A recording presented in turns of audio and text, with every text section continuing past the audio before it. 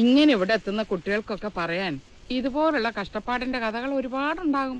എന്നാലോ നമ്മുടെ കിങ്ങിണിക്കുട്ടിയുടെ കാര്യം അങ്ങനെയൊന്നും അല്ല. 10-17 കൊല്ലം മുമ്പ് ഈ മാർക്കറ്റിലെ ചവിറ്റുകൊട്ടേന്ന് ഒരു ചോര കുഞ്ഞിനെ കിട്ടിയതാ നമ്മുടെ അലിബായിക്ക്. ഇന്നിപ്പോ കളക്ടർ ആവാനുള്ള പരീക്ഷയ്ക്ക് പഠിക്കാൻ വേണ്ടി ബാംഗ്ലൂരിലേക്ക് പോവാ. അതും വലിയ വലിയ ഏമാമാരുടെ കൊച്ചുങ്ങൾ പഠിക്കുന്ന സ്ഥലത്തേക്ക്. ഒക്കെ അവിടെ ബാപ്പിയുടെ കഷ്ടപ്പാടിന്റെ ഫലമാട്ടോ. കിങ്ങിണി, അതെന്താ അങ്ങനെ ഒരു പേരിട്ട്? അയ്യോ, അതങ്ങനെ ഒരു പേരായിട്ട് ഇട്ടതൊന്നും അല്ല. നടത്തം പഠിക്കുന്ന നേരത്തെ ഈ മാർക്കറ്റിലെ തിരക്കിൽ എവിടെയെങ്കിലും പോയി കാണാതായാലോ എന്ന് പേടിച്ച് എപ്പോഴും ഒരു ഒച്ച കേൾക്കാൻ അരയിൽ ഒരു കിങ്ങിണി കിട്ടി കൊടുത്തതാ. അത് പിന്നെ ഒരു പേരായി, കിങ്ങിണി.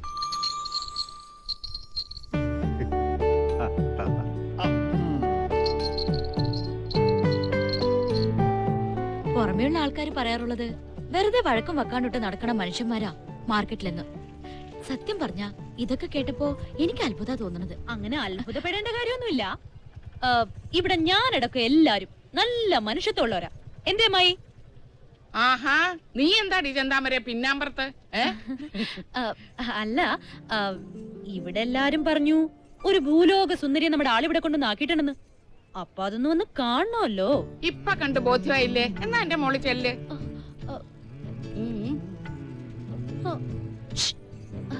എന്നോട് ദേഷ്യമൊന്നും തോന്നണ്ട കേട്ടോ. ഞാനൊരു തമാശ പറഞ്ഞതാ കുട്ടിയെ. സംഗതി ഞാനും മൂപ്പരായിട്ട് ലേശം ഇഷ്ടത്തില. അല്ല, അതിവിടെ എല്ലാവർക്കും അറിയണ കാര്യ. ഈ അമ്മ ഇതൊന്നും പറഞ്ഞില്ലേ? അമ്മയെ ഒന്ന് പറഞ്ഞു കൊടുക്കണം കേട്ടോ.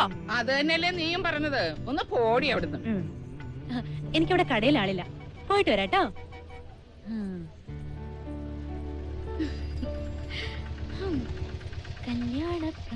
ഇതെന്താണ് കോയ, ഇങ്ങനെ ഓടിച്ചാടിയാണെന്ന് കാലം കഴിച്ചാ മതിയാ? നമുക്കൊരു കല്യാണമൊക്കെ കഴിക്കണ്ടേ? എന്താ പറഞ്ഞേ? കല്യാണം കഴിക്കണമെന്നോ? ഞാൻ എപ്പോഴാ റെഡി.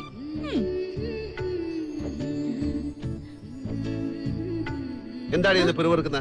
അയ്യോ, ഒന്നുമില്ല. ഞാൻ കടയിലോട്ട് പോവാ. എന്നാ കടയിലോട്ട് വണ്ടി വിട്ടോ. ഈശ്വര, എന്നാണാവോ ഇങ്ങനൊരു ചോദ്യം ചോദിക്കുന്നത്? എന്താ കുന്തം? അയ്യോ, ഒന്നുമില്ല. ഞാൻ കടയിലോട്ട്. ഇങ്ങനെ സ്വപ്നം കണ്ട് നടക്കാനാണല്ലോ എന്റെ യോഗം. എങ്ങനെ കുട്ടിയെ? ഇടയ്ക്ക് എന്റെ മൊബൈലിലേക്ക് ഒന്ന് വിളിക്കണേ. എവിടെ വിളിക്കാൻ?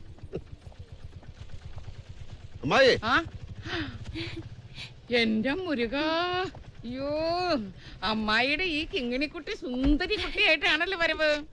ശരിയും കളിയൊക്കെ കഴിഞ്ഞ് ബാംഗ്ലൂരിൽ എത്തുമ്പോ പാതിരാത്രി ആവുകയെ, മറക്കണ്ട.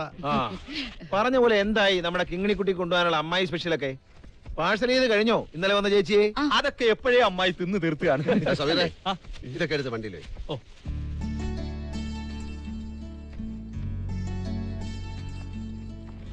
ഇന്നലെ ഇങ്ങനെ ഒരാള് നമ്മുടെ കുടുംബത്തിലേക്ക് വന്നു എന്നറിഞ്ഞു. എന്താ ചേച്ചിയുടെ പേര്? ഗംഗ. എന്തായാലും പഠിച്ച് വലിയ ആളാവാൻ പോവല്ലേ മോള്? നന്നായി വരാൻ പ്രാർത്ഥിക്കാട്ടോ. എനിക്ക് ഇഷ്ടണ്ടായിട്ടൊന്നല്ല അവിടെ പോവാൻ. ബാപ്പിയും എല്ലാരെയും വിട്ട് ഞാൻ അവിടെ ഒറ്റയ്ക്ക്. കാണാതിരിക്കുന്നതിൽ വിഷമമില്ലാഞ്ഞിട്ടല്ല, നന്നായി കാണാനുള്ള ആഗ്രഹം കൊണ്ടാ. മോളെ, വരാനിരിക്കുന്ന കാലത്ത് പെൺമക്കൾക്ക് വേണ്ടി അച്ഛനമ്മമാര് മാറ്റിവെക്കേണ്ടത് പൊന്നും പണമൊന്നുമല്ല, നല്ല വിദ്യാഭ്യാസ. ഞങ്ങൾക്കാർക്കും ഇല്ലാതെ പോയത് മോൾക്കുണ്ടാവണം. ഈ മാർക്കറ്റിലെ വെയിലും പൊടിയും കൊണ്ട് ഒരാഴ്ച മുഴുവൻ കഷ്ടപ്പെട്ടതിന് അവസാനം എടുത്തു പറയാൻ എന്തെങ്കിലും ഒരു സമ്പാദ്യം ബാക്കി ഉണ്ടാവണ്ടേ മോളുടെ ഈ ബാപ്പിക്ക്? കൂടുതൽ സെന്റിമെന്റ്സ് ആയി പോവും. അതുകൊണ്ട് ബേജാറാക്കല്ലേ കോയ. വണ്ടി നേരെ ബാംഗ്ലൂർക്ക് വിട്ടോ. അത് കോഴിക്കോട് അങ്ങാടിയല്ലോ. ഇതൊക്കെ എടുത്ത് വണ്ടി. അതെ, ഈ ബാംഗ്ലൂരിൽ നല്ല IAS കിട്ടണമെങ്കിൽ 2.5 കിലോ എനിക്കും വേണം.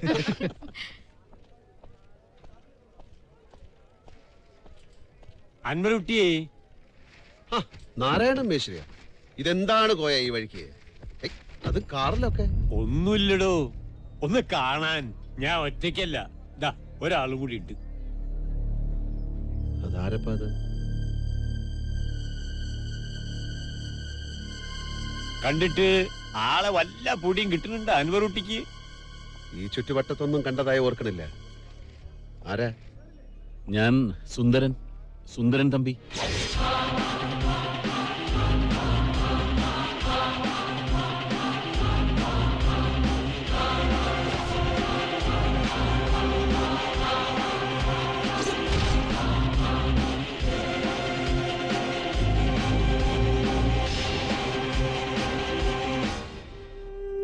അവിടെ വീട്ടിൽ വന്നു, നിന്നെ കാണണമെന്ന് പറഞ്ഞു.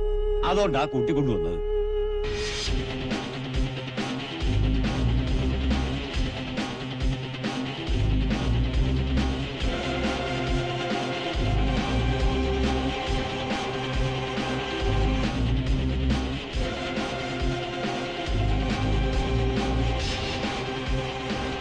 ഹലോ.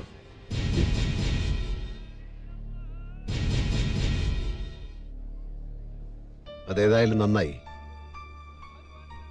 കണ്ടിട്ട് കാലം കുറേ ആയല്ല. എന്നാലും ഇടയ്ക്കിടയ്ക്ക് ഉള്ളിൽ കാണാറുണ്ട് എന്റെ കൂടെ പഠിച്ച സുന്ദരന്റെ ആ കുഞ്ഞുമുഖം. എന്നോട് നിനക്കിപ്പോ എങ്ങനെയാണെന്ന് അറിയില്ല, പക്ഷെ എനിക്ക് നീ ഒരു നീറ്റില്ല, ഒരു ഉണങ്ങാത്ത മുറിവിന്റെ നീറ്റില്. എനിക്കും അങ്ങനെയൊക്കെ തന്നെയാണ്. അതൊക്കെ വിട്ടുകള. അന്ന് എനിക്ക് നഷ്ടപ്പെട്ട ഈ വലം കൈക്ക് പകരം ഒരു മരക്കൈയെങ്കിലും വെക്കാൻ എനിക്ക് കഴിഞ്ഞു. നിനക്കോ? എന്റെ കുസൃതി കാരണം നിനക്കന്ന് വേറിട്ട് പോയതൊരു ജീവിതം തന്നെയല്ലടാ.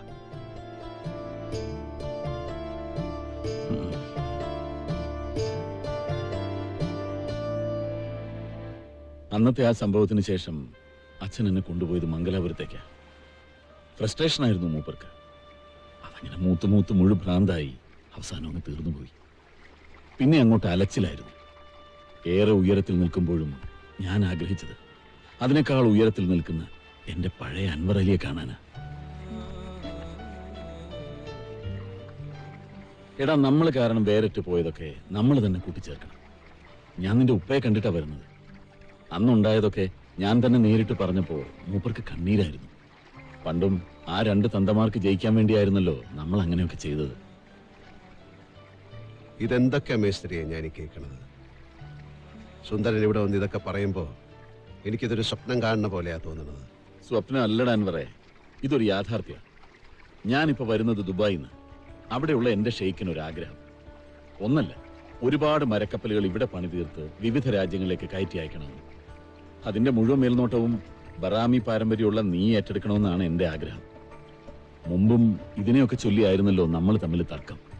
ഇതിപ്പോ ആരോടും ജയിക്കാനല്ല, പക്ഷേ അരുത് എന്ന് മാത്രം പറയരുത്.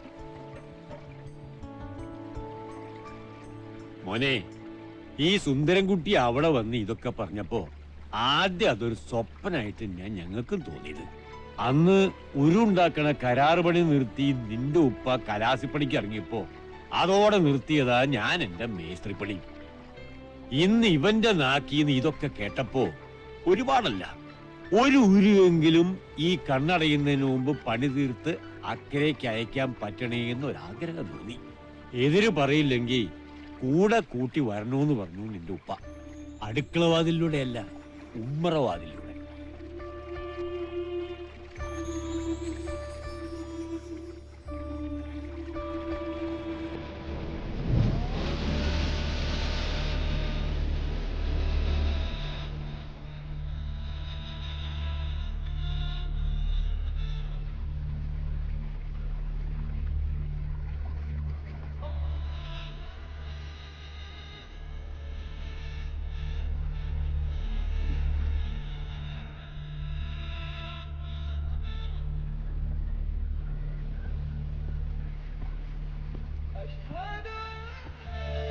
ഉപ്പ,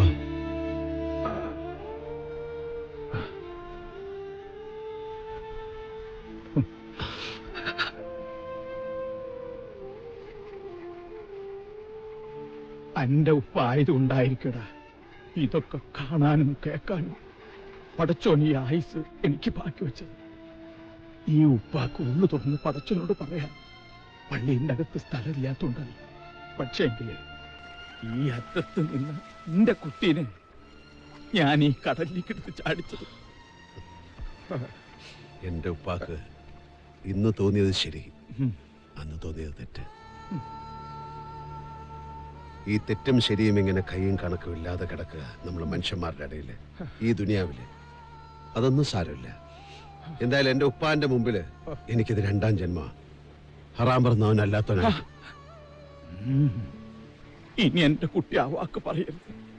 പറഞ്ഞ അന്റെ ഉപ്പ നരകത്തിലെ വിറകായി പോവും. ഇപ്പറഞ്ഞ നരകവും സ്വർഗവും ഒക്കെ ഇവിടെ ഉണ്ട്. അതല്ലെങ്കിൽ ഇതൊക്കെ ഇങ്ങനെ കലങ്ങി തെളിയില്ലായിരുന്നല്ലോ. അപ്പൊ ഇനി എന്താ വേണ്ട സാഹിബേ? ഈ കലങ്ങി നിൽക്കുന്ന ഉപ്പുവെള്ളത്തിലേക്ക് ഒരു ഉരുളങ്ങട്ട് ഇറക്കുക. എന്തേ സുന്ദരക്കുട്ടിയെ? അതെ, അതോടെ തീരും എല്ലാ നീറ്റലും. അല്ലാതെ ജീവിതകാലം മുഴുവൻ ഇതിങ്ങനെ നീറി പോഞ്ഞുകൊണ്ടിരിക്കാൻ നമ്മളാരും ഇപ്പൊ ശത്രുക്കളൊന്നും അല്ലല്ലോ. അങ്ങനെയാണെങ്കിൽ പണി തീർത്ത് ഈ കടലിലേക്ക് ഇറക്കേണ്ടത് പുതിയ ഉരുവല്ല, പണി തീർന്നു കിടക്കണ ആ പഴയ ഉരുവ. പണ്ടെന്റെ ഉപ്പ ഒരുപാട് മോഹിച്ച് പെരുന്നാളിന് കടലിലിറങ്ങി കാണാൻ കൊതിച്ച ആ പഴയ ഉരു. അവന്റെ മേനിയിൽ ഉപ്പുവെള്ളം തൊട്ടാലേ അന്നോട്ട് ഇക്കാലം വരെ അതിന്റെ പേരിൽ നമ്മളൊക്കെ ഒഴുക്കിയ കണ്ണീരിന് ഒരർത്ഥം ഉണ്ടാവും. എന്താ വേശ്വര, അതല്ലേ അതിന്റെ ശരി? എന്റെ കൃഷ്ണ, അതന്നെയാ എന്റെ ശരി. എന്തേ സാഹിബേ? എന്റെ റബ്ബേ, എനിക്കൊന്നും മനസ്സിലാവണില്ല. ഇപ്പൊ ഇത്രയൊക്കെ മനസ്സിലാക്കിയാ മതി, കൂടുതലൊന്നും ഇങ്ങോട്ട് പറയണ്ട. അതാണ് കോയാന്നല്ലേ?